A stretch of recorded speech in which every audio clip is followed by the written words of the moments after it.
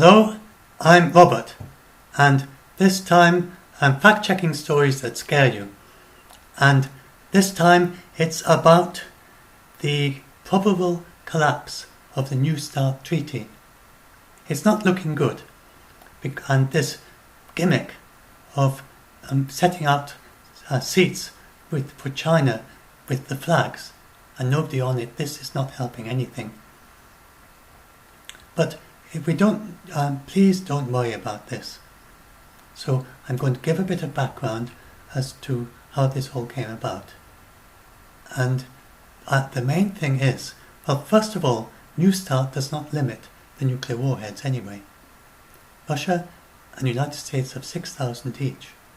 Under the New START treaty, all that are limited are the ICBMs, the missiles and the bombers. They could have 1 million bombs each if they wanted to. There's nothing in the treaty to stop them, but they didn't. So countries do not automatically produce as many nuclear weapons as they can. The New START treaty only limits the launchers, and when it fails, it's not like they're suddenly going to be building thousands of ICBMs to deal with all their nuclear weapons. It's probably going to be like the INF treaty, where nothing much happened. It turned out that the INF treaty had already done its job, basically. The INF forces are gone, and they're not going to be built up again in any big way. Russia has its ambiguous INF missiles. It doesn't seem to be rushing out to make lots of them. And so there's no real reason to expect much to happen after New START, because we've got a kind of status quo which is more or less accepted. And the main thing we could do is to go down further. And sadly, there isn't much sign of that happening soon. So New START will be gone, and then maybe they will try and do a new treaty. That is, unless, of course, Joe Biden is elected, in which case maybe he will try to keep it going. But it'd be very late to do renegotiation, but maybe he could just restart it and then say we're going to do the negotiations after. I don't know what his plan is. I haven't checked. But anyway, so I mainly checked about the Chinese background.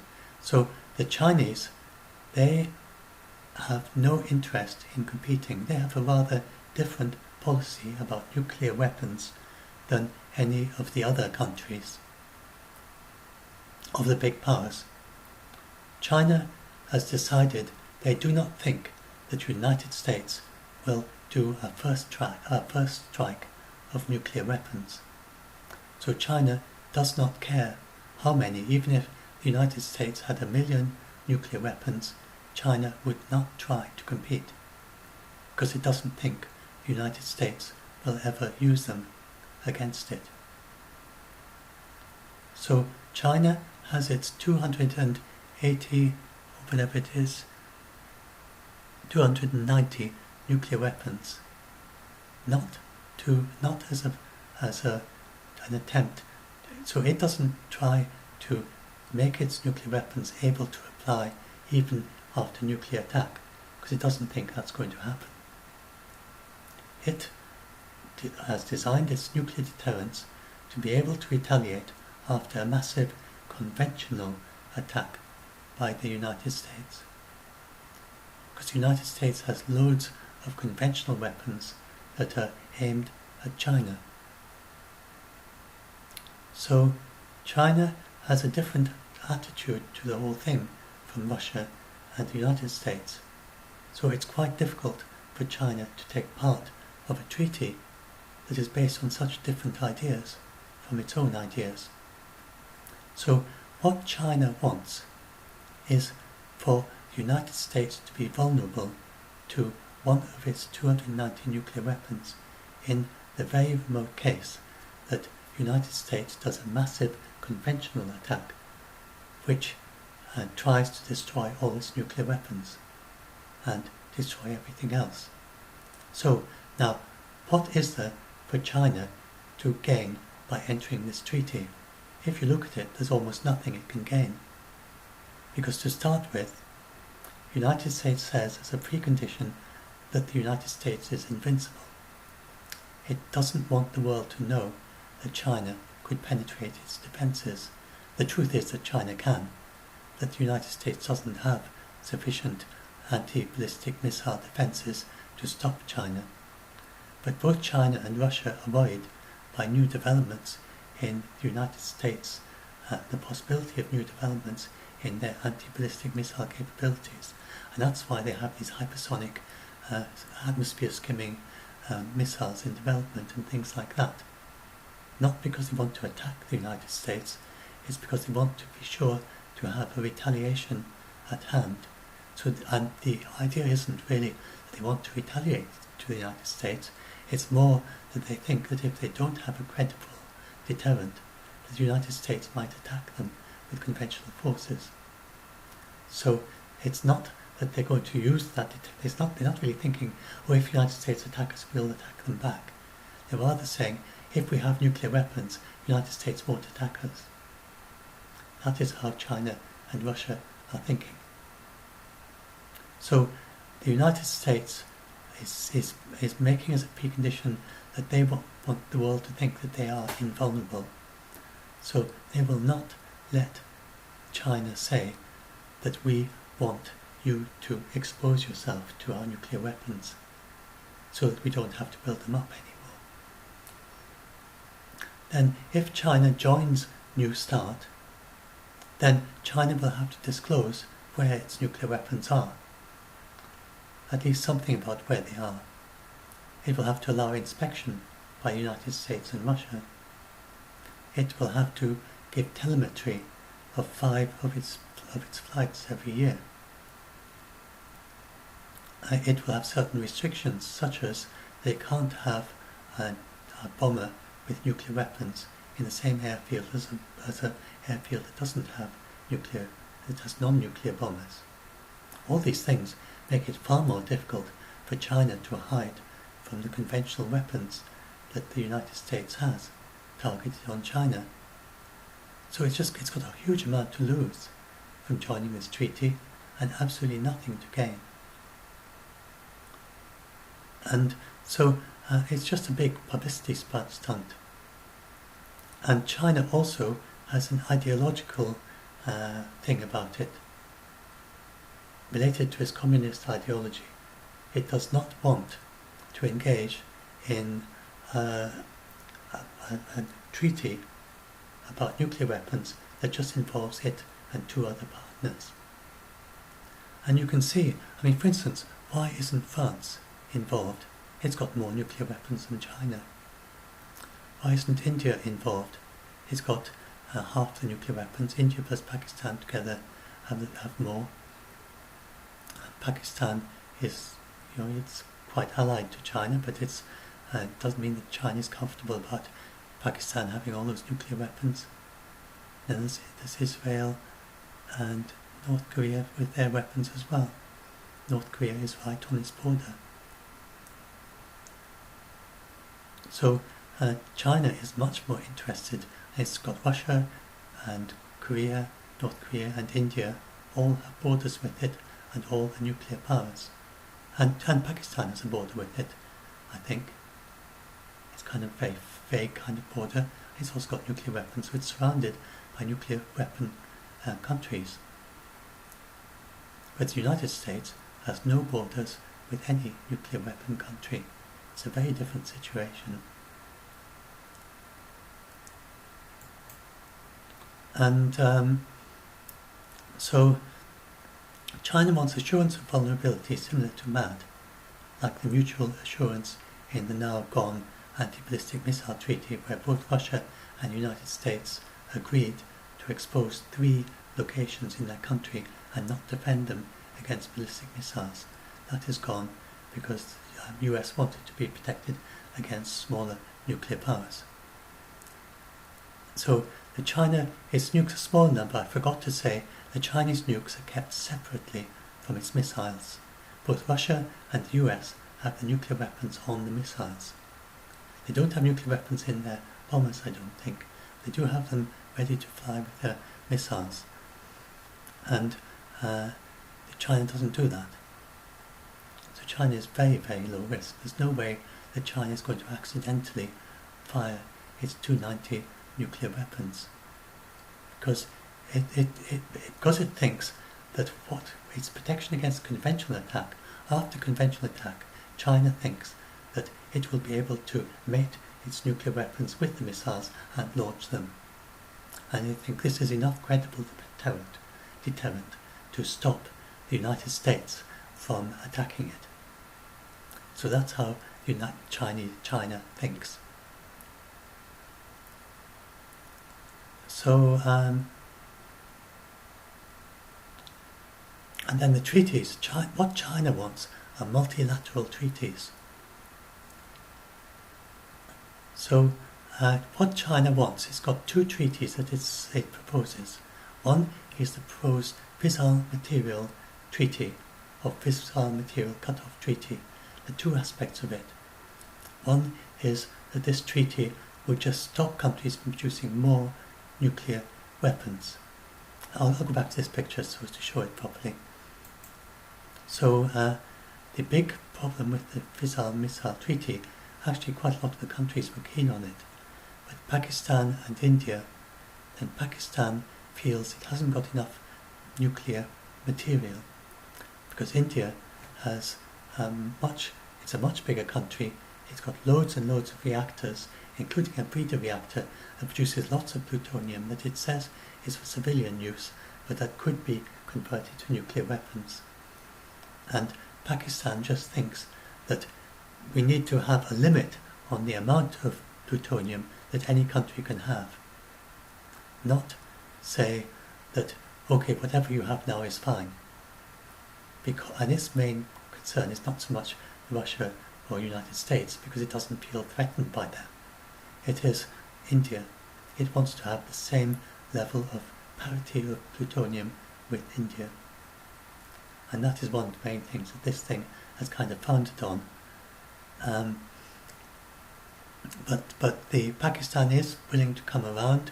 It has some flexibility in its position. It's got more nuclear materials than it used to have. And this is a renegotiable treaty that could take different forms, all the way from just whatever you got now is fine, but you can't make any more, to some amount of limitation, all the way to nobody can have more than a certain amount of plutonium. And this is a treaty that China champions, and it wants the United States and Russia to get involved in this treaty. And the United States and Russia are interested. They're not particularly averse to this treaty, but it's been proved difficult to negotiate. So if the United States wanted to really make progress, then they should focus really hard on this treaty and try and make progress in the difficult negotiations. China would definitely join that. All the nuclear nations would be involved, including North Korea. North Korea might well accept a limitation on its plutonium if it is worldwide on all nuclear nations. So this is definitely something that we could make progress on, that China champions. And China champions it partly because it's got so many nuclear powers surrounding it, and partly because of its communist ideology, which apparently favours these sort of agreements involving all the countries. At least that's what they say. And I think it's quite reasonable to suppose that I should be doing that from time. Don't worry, I know I haven't got COVID-19. I'm isolated from, got no contacts at all for well over 2 weeks, and I do all the right precautions. Anyway, so you've got China wants that, champions that, also champions a comprehensive test ban treaty. So at the moment, nobody is doing tests anyway, but some countries have kept the option to do tests, even though they're not doing them. So China wants this to be made really clear that nobody is going to do any more nuclear tests And this would make it much easier to stop countries like North Korea from doing nuclear tests, because they do underground tests. They look around the world and not everyone has signed the treaty, so they haven't signed the treaty to stop them doing underground nuclear tests. They haven't ratified it. At least, I don't know if they've signed it, so they haven't ratified it. So they can say, well, we're just doing, it was okay for us to do our tests. I know the rest of the countries said not to do it, but look at this other, not everyone has ratified it anyway, and we're not ratifying it. So that'd be another one to really strongly go for, and China would be behind that. And so it's not at all correct. This is just so misleading that China has much fewer nuclear weapons than Russia. It's got less than a 20th of the nuclear weapons of Russia and the United States. And to suggest that the reason that Russia and the United States can't reduce their 6,000 nuclear weapons is because of the 290 nuclear weapons that China did is utterly absurd. Of course they can. It would be like saying Russia can't reduce its nuclear weapons because of the 300 that France have. But they can. Russia and the United States are involved in this negotiation, and France is not involved, because 300 nuclear weapons is nowhere near 6,000. So just as France doesn't have to be there, of course China doesn't have to be there. And then if you look at all the rest of what I said about China, it is clearly not a threat to either Russia or the United States, even if they went down to 1,000 nukes each, even if they went down to the same number as China, 300 each. There's no way China is going to attack them. So then, I just want to talk a little bit more about what I said at the beginning about the treaty requirements. As I said, they could each have 1 million nukes. There's no limit on the number of nukes. In actual practice, they both stopped at about 6,000. Now, it limits both parties, so that's the deployed warheads is what it's about. Nothing about warheads you have in storage. So you can have 700 deployed ICBMs, sea launch, submarine launched ballistic missiles, and or heavy bombers. And you can have an additional 100 of any of those in reserve. Now, they have a rather eccentric way of counting the heavy bombers. Typically, each heavy bomber has 16 or 20 nukes. They count those as one warhead. While for ICBMs, if it splits into, say, 3 warheads, as they often do, or more warheads, multiple re-entry vehicles, then that counts as 3 different warheads. But for bombers, it just counts as one, no matter how many it has. So China would have absolutely no problem with complying with that part of it. And then, so as you see, then if it finishes in 2021, then Russia will be able to fly its nuclear bombers anywhere. Like I mentioned most of the other conditions already. Russia will be able to fly its nuclear bombers anywhere, and along even in its airfields without nuclear bombers, and it will be able to build more ICBMs, but it's got loads of them. It's not likely that they actually take advantage of the new start in a significant way. They won't want to kind of aggravate each other. So I don't see much happening if it's going to be just like the INF. I don't see much happening in 2021 if it actually comes to an end. But I do see a great deal of need for a new treaty, because we have to take this further. 6,000 is far too many. 300 is too many. Even one nuke is too many in my view. And at least unless it's completely for peaceful use. And also, I will say this in a separate video, elaborate on it a bit, So as you see, China doesn't believe that the United States is going to use its nukes. I don't believe it is. I don't think it's going to use them on anyone. I don't think Russia is going to use its nukes on anyone. I have that same belief. And only accidentally would they use them, and they are much more careful than they were at the time of, say, the Cuban Missile Crisis and various other things since then. And an escalation of conventional war will not lead to nuclear war because they are well aware of the issues. And I think the US is just kind of grey area things and sort of grandstanding and making political postures. I don't see the United States actually using its nukes because they're just terrible things.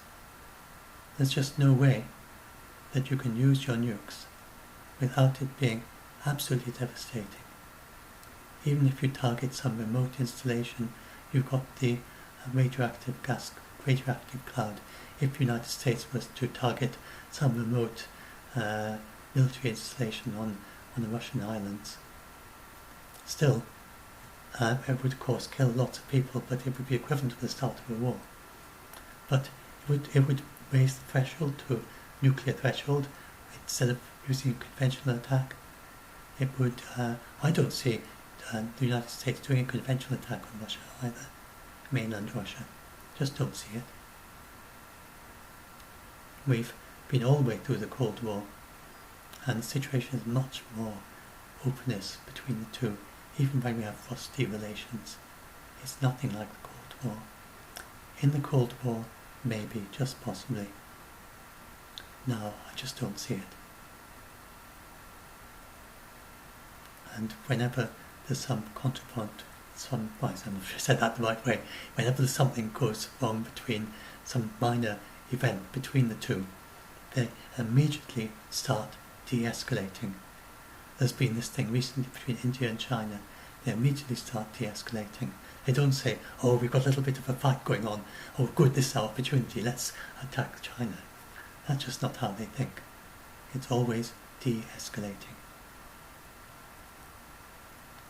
And although we've had lots of minor things and lots of wars gone on, especially small-scale ones, mostly involving not many casualties, we do not have the big world wars involving lots of countries attacking another group of lots of countries.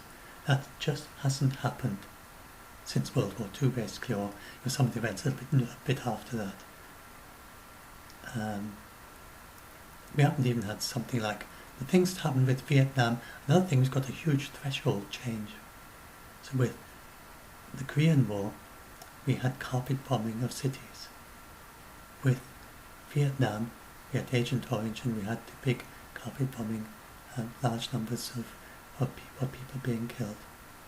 This, it was basically with Vietnam that it finally happened, and we got this update of the Geneva Protocols saying that this is no longer acceptable, and that any attack that involves large-scale harm to civilians is not acceptable in a modern war.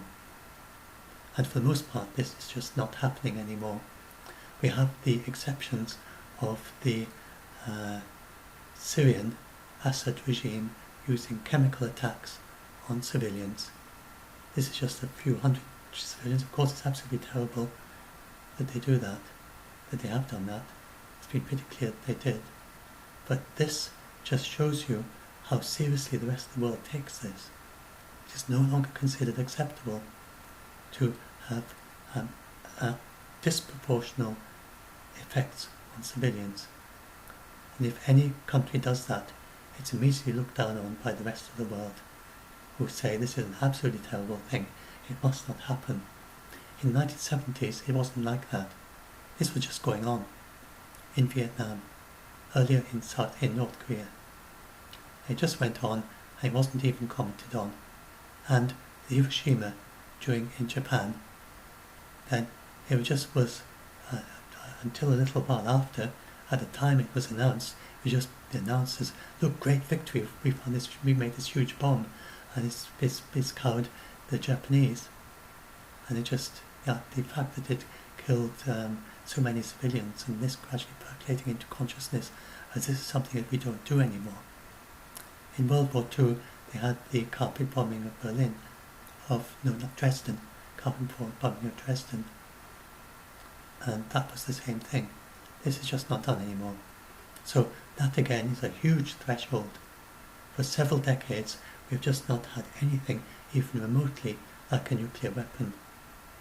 And if it did happen, that there was just one nuclear weapon let off by anyone against civilians, and it's almost impossible to have a nuclear attack that doesn't involve civilians, even on remote places, because of the fallout. Then, in the modern world, you would have people doing the YouTube videos, mobile phone videos, showing others with their skin falling off because of the burns from the nuclear bomb. It would be absolutely horrific videos, and most people would just close their eyes and not be able to look at. And it would be absolutely, I think that would be the end of nuclear weapons. Worldwide, people would just say, we can't have these things anymore. So I think in the first exchange of nuclear weapons, then there would be the brief exchange, however long it took, maybe just one or two nuclear weapons. Immediately, all the videos being uploaded, all the mobile phone footage of what happened.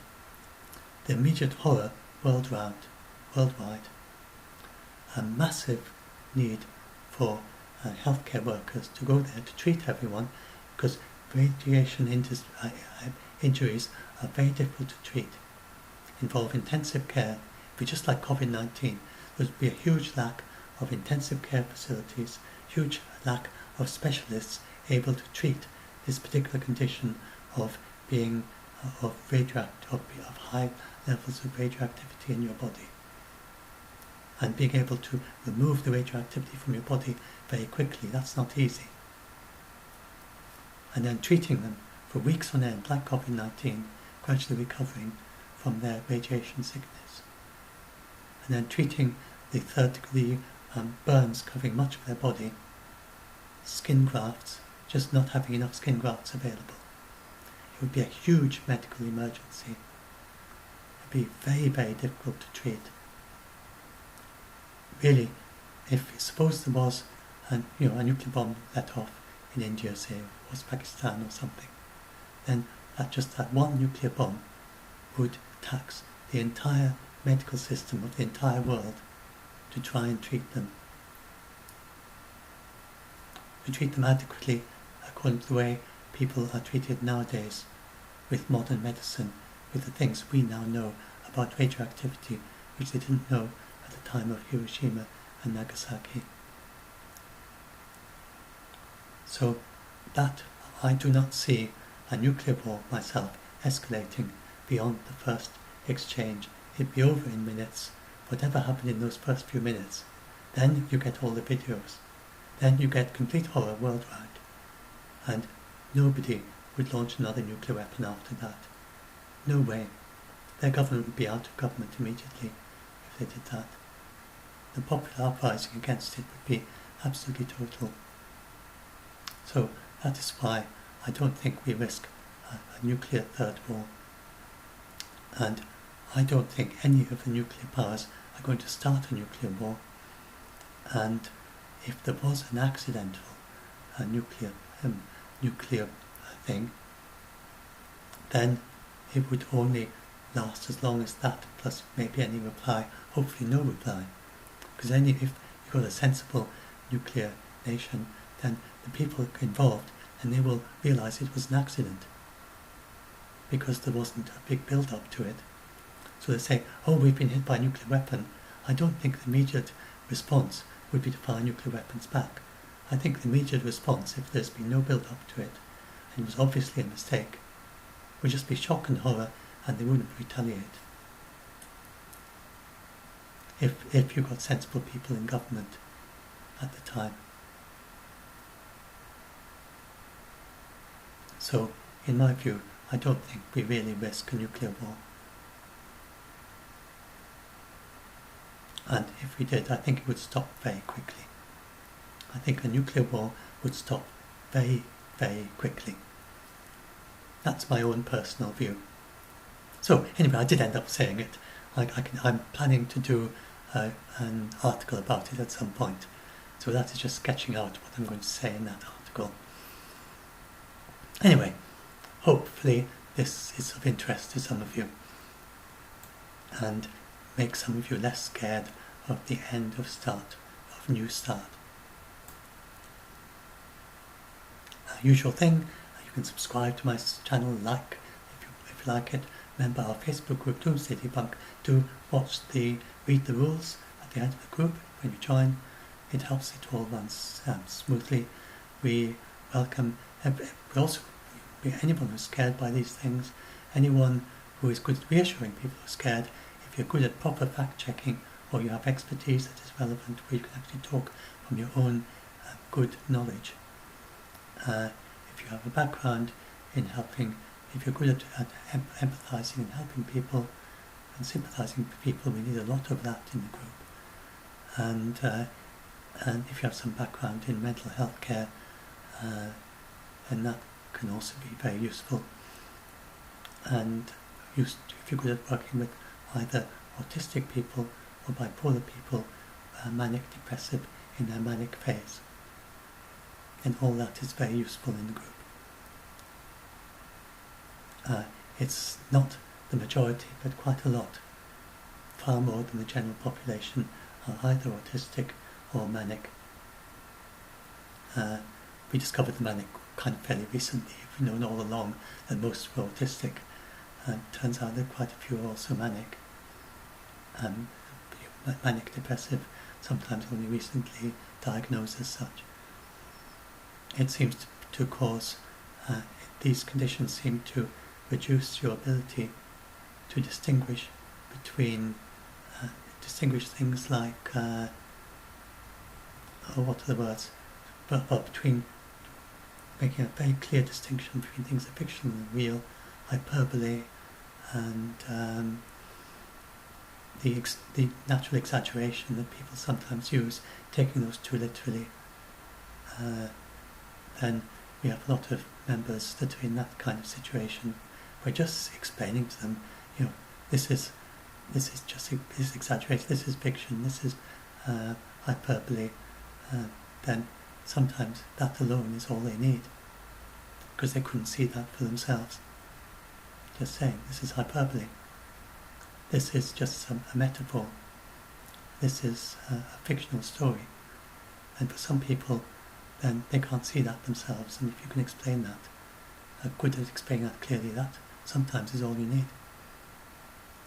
Anyway, hopefully see some of you in the group helping others because you need help.